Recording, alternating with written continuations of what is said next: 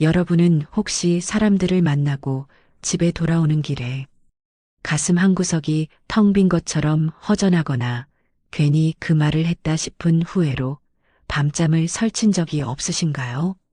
인생의 황혼기에 접어들어 사람을 오래 만나보고 산전수전 다 겪어보면 한 가지 사실이 뼈저리게 분명해집니다. 인간관계에서 저지르는 가장 치명적인 실수는 나쁜 말을 한 것이 아니라 말하지 않아도 될 것을 말해버린 바로 그 순간에 시작된다는 점입니다. 우리는 평생 남이 물으면 성실하게 답하는 것이 예의이고 따뜻함이며 정직한 사람의 도리라고 믿으며 살아왔습니다. 하지만 안타깝게도 우리가 사는 세상은 그 순수한 마음을 항상 존중으로 돌려주지 않습니다. 오히려 그 솔직함을 이용해 여러분을 평가하고 분류하고 누군가의 입방아에 오르내리는 소문으로 만들어버리곤 하죠. 오늘 제가 단도직입적으로 그리고 아주 냉정하게 말씀드리겠습니다. 누구를 만나든 어떤 화기애애한 분위기든 아무리 수십 년 지기 친구라 해도 딱 4가지 질문에는 절대 제대로 답하지 마십시오. 대답하지 않는 것은 거짓말을 하는 것이 아닙니다. 그것은 여러분의 품격과 노후의 안전을 지키는 가장 단단한 방패이자 선을 긋는 행위입니다. 사람은 자기 입으로 자기 값을 깎는 일을 참 자주 합니다. 나는 솔직한 편이야. 나는 뒤끝이 없어. 그렇게 말하며 웃지만 그 솔직함이 결국 자신을 만만한 사람으로 만들고 불필요한 오해를 부르며 나중에는 자식과의 관계까지 망가뜨리기도 합니다. 왜냐하면 인간관계는 언제나 선의로만 움직이지 않기 때문입니다. 오늘 같이 웃으며 차를 마시던 사람이 내일은 여러분의 비밀을 흉으로 옮길 수 있는 것이 사람 마음입니다. 인간의 마음은 갈대와 같아서 상황이 변하면 어제의 눈물겨운 고백은 오늘의 가장 날카로운 약점이 되어 돌아옵니다. 지혜로운 어른은 사람을 믿지 말라는 냉소적인 사람이 아니라 사람의 마음이 언제든 변할 수 있음을 인정하고 스스로를 보호할 줄 아는 사람입니다. 오늘 이 영상 중간에 나가지 마시고 끝까지 시청해 보세요. 이 시간이 여러분의 남은 인생을 지켜줄 가장 강력한 무기가 될 것입니다. 절대 제대로 답하지 말아야 할 첫 번째 질문은 바로 여러분의 주머니 사정, 즉 돈에 대한 질문입니다. 친구나 지인이 연금은 얼마나 나오는지, 퇴직금은 얼마를 챙겨두었는지, 요즘 형편은 어떤지 은근슬쩍 물어올 때가 있죠. 예를 들어보겠습니다. 오랜만에 만난 초등학교 동창이 찻집에서 슬쩍 묻습니다. 야, 너는 공무원 생활 오래 했으니 연금 꽤 나오겠다? 한 300은 넘지? 이때 여러분은 어떻게 반응하시나요? 기분 좋아서 이번에 좀 올라서 그 정도 되라고 답하시나요?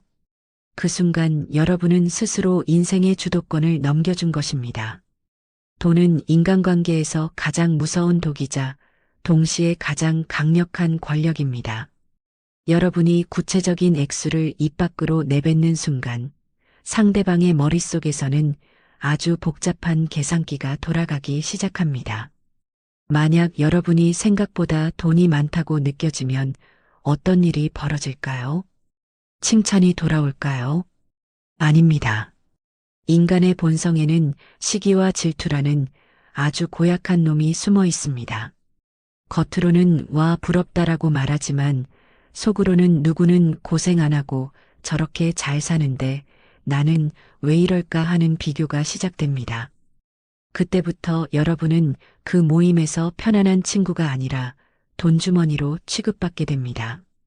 이번 모임 밥값은 자네가 좀 내야지. 돈도 많은데 이런 거 하나 못 사나? 이런 가시돋친 말들이 농담을 빙자해 여러분을 공격합니다. 더 무서운 것은 돈을 빌려달라는 부탁입니다. 내 아들이 이번에 사업하다가 급전이 필요한데 자네 연금 나오는 거 조금만 융통해주면 안 될까? 이런 말을 듣는 순간 수십 년 우정은 지옥으로 변합니다. 거절하면 야박한 놈이 되고 빌려주면 못 받을까봐 매일 밤 가슴을 졸여야 합니다. 결국 내 돈 내주고 친구 잃는 비극이 여기서 시작되는 것이죠. 반대로 여러분이 형편이 어렵다고 솔직하게 말하면 존중이 돌아올까요? 안타깝게도 세상은 그렇게 따뜻하지 않습니다. 아이고 어쩌다 그렇게 됐어.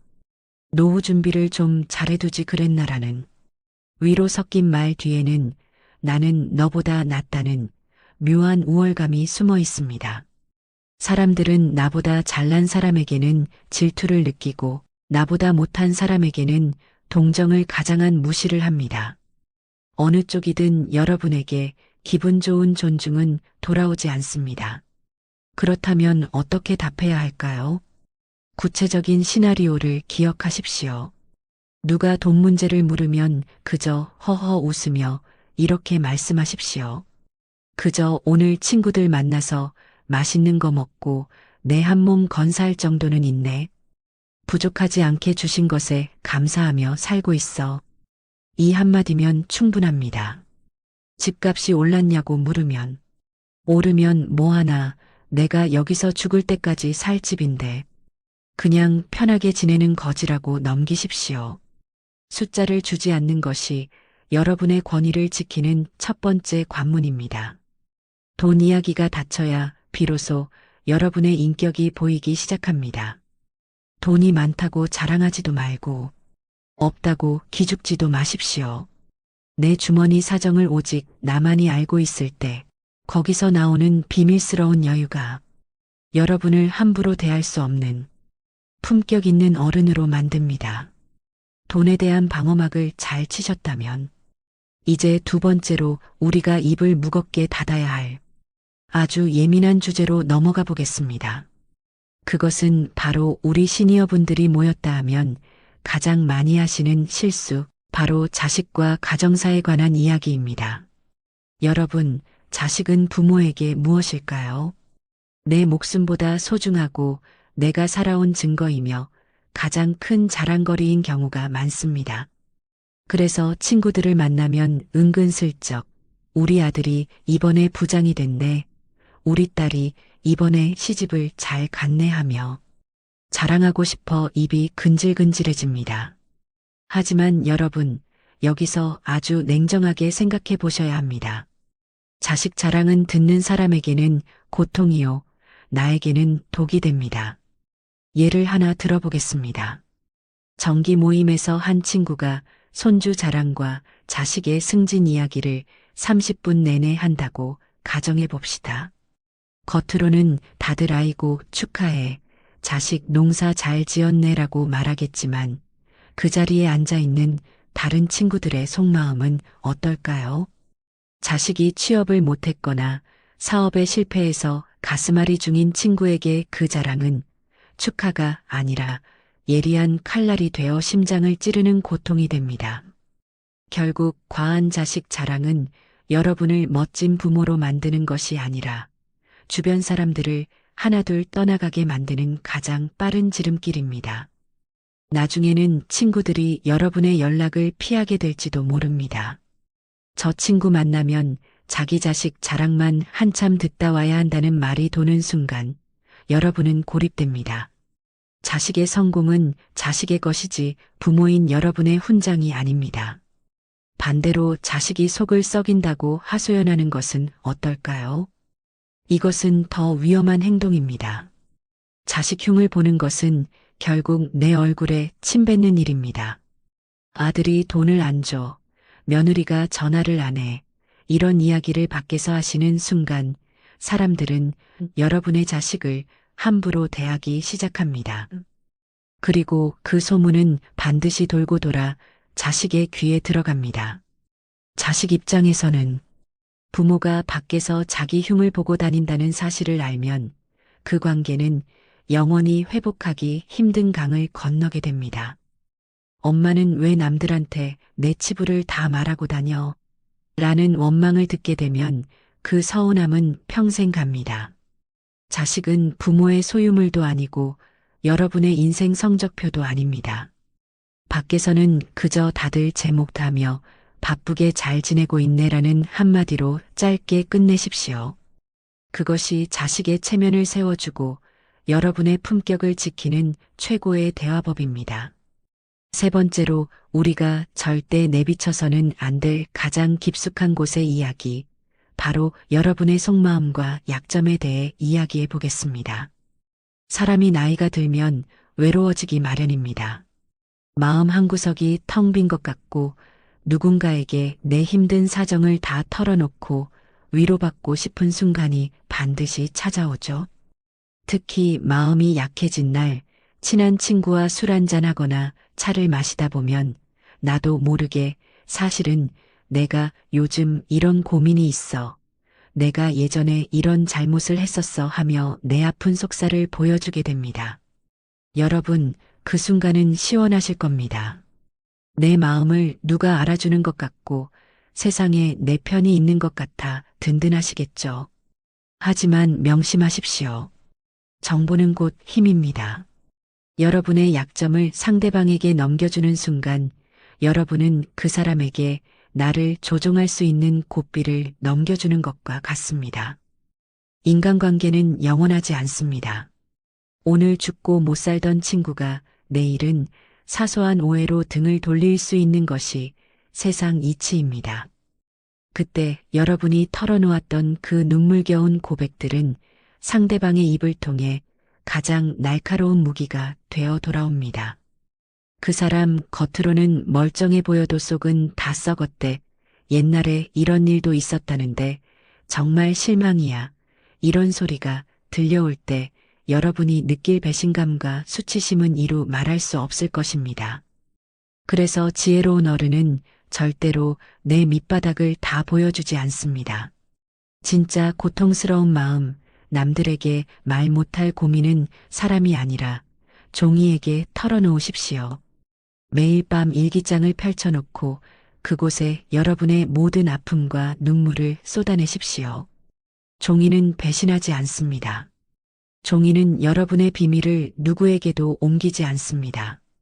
그렇게 스스로의 마음을 다스릴 줄 아는 사람만이 타인에게 휘둘리지 않는 단단한 자존감을 가질 수 있습니다. 누군가 여러분의 속내를 집요하게 캐묻는다면 그저 빙그레 웃으며 사람 사는 게 다 똑같지 뭐 특별한 게 있겠나 하고 넘기십시오. 내 아픔을 남의 안주거리로 만들지 않는 것, 그것이 바로 세월이 주는 무겁고도 아름다운 권위입니다. 이제 세 번째 고개를 넘어 마지막 네 번째 주제로 향해 가보겠습니다. 우리가 절대 제대로 답하지 말아야 할 마지막은 바로 여러분의 과거, 그 중에서도 실수와 흑역사입니다. 나이가 들면 사람이 너그러워진다고들 하죠. 그래서인지 젊은 사람들과 대화할 때나 모임에서 분위기를 부드럽게 만들려고 나도 왕년에는 이런 실수를 했지 하며 자신의 부끄러운 과거를 아주 상세하게 고백하는 분들이 계십니다. 예를 들어볼까요? 내가 젊었을 때 사업하다 망해본 이야기, 사람 잘못 믿어 사기당했던 이야기, 혹은 젊은 시절 방황하며 가족들에게 상처 주었던 이야기들 말입니다. 여러분은 이것이 인간미라고 생각하시겠지만 듣는 사람들의 마음은 다릅니다. 사람들은 여러분의 반성이나 거기서 얻은 교훈을 깊이 있게 듣기보다는 그저 여러분이 실패했던 그 한 장면만을 선명하게 기억합니다.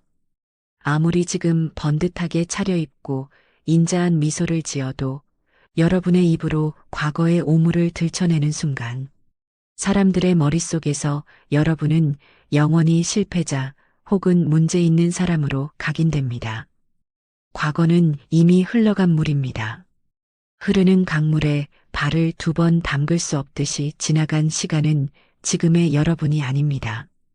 그런데 왜 굳이 맑아진 물을 막대기로 휘저어 흙탕물을 만드시나요? 여러분의 가치는 현재 여러분이 보여주는 태도와 말씨에서 결정됩니다. 과거의 실수는 말이 아니라 오늘을 더 정직하고 단단하게 살아가는 모습으로 증명하는 것입니다. 누가 과거를 묻거나 은근히 옛날 이야기를 끄집어내려 한다면 그저 다 지난 일이며 덕분에 오늘을 더 감사히 살게 되었다는 짧은 인사로 마무리하십시오. 과거에 갇혀 사는 어른은 노인이 되지만 오늘을 이야기하는 어른은 선배가 됩니다. 그렇다면 여러분 이제 중요한 질문이 남았습니다. 돈 이야기도 닫고 자식 자랑도 멈추고 내 속마음과 과거사까지 다 닫아버리면 도대체 우리는 무슨 말을 하며 살아야 할까요? 30분 동안 제 이야기를 들으시면서 입 다물고 살면 무슨 재미냐고 답답해 하실 분들도 계실 겁니다. 하지만 여러분, 지혜로운 어른의 대화는 비우는 것이 아니라 채우는 종류가 달라지는 것입니다. 내 사생활을 말하던 그 입으로 이제는 상대방의 장점을 찾아 구체적으로 칭찬해 보십시오. 오늘 입으신 옷 색깔이 참 화사하네. 자네는 나이가 들어도 목소리에 기품이 있어. 이런 말 한마디가 100마디 내 자랑보다 여러분을 훨씬 우아하고 매력적인 사람으로 만듭니다. 사람들은 자기 이야기를 잘 들어주고 나를 인정해주는 사람 곁에 머물고 싶어 합니다. 내가 입을 닫을 때 비로소 상대방의 이야기가 들리기 시작하고 그때 진짜 존중받는 관계가 형성됩니다. 또한 결핍의 이야기 대신 충만한 이야기를 하십시오. 오늘 아침 산책길에 만난 이슬 맺힌 풀잎이 얼마나 아름다웠는지, 요즘 새로 시작한 서예, 공부나 스마트폰으로 영상 편집을 배우는 즐거움이 얼마나 큰지 그런 현재 진행형의 배움을 이야기하십시오.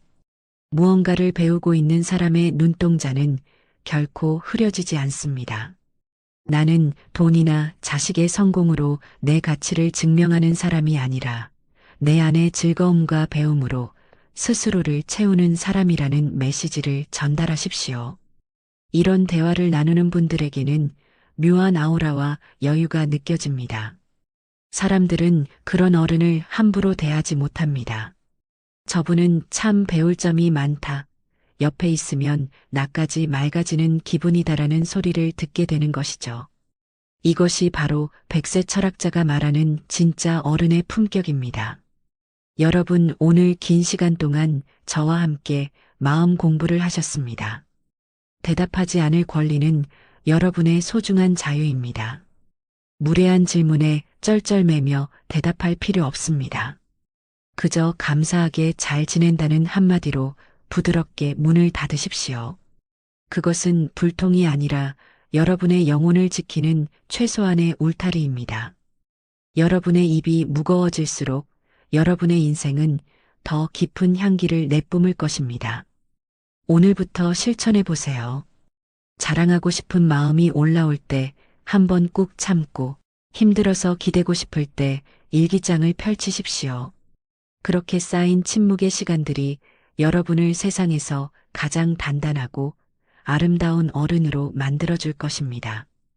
긴 영상 끝까지 시청해 주셔서 진심으로 감사합니다. 오늘 제 이야기가 여러분의 가슴에 작은 울림이라도 주었다면 구독과 좋아요로 응원해 주십시오. 여러분의 평온하고 당당한 노후를 위해 저는 앞으로도 더 깊이 있는 지혜를 가지고 찾아오겠습니다. 여러분 오늘도 품격 있게 그리고 행복하게 보내시길 바랍니다. 감사합니다.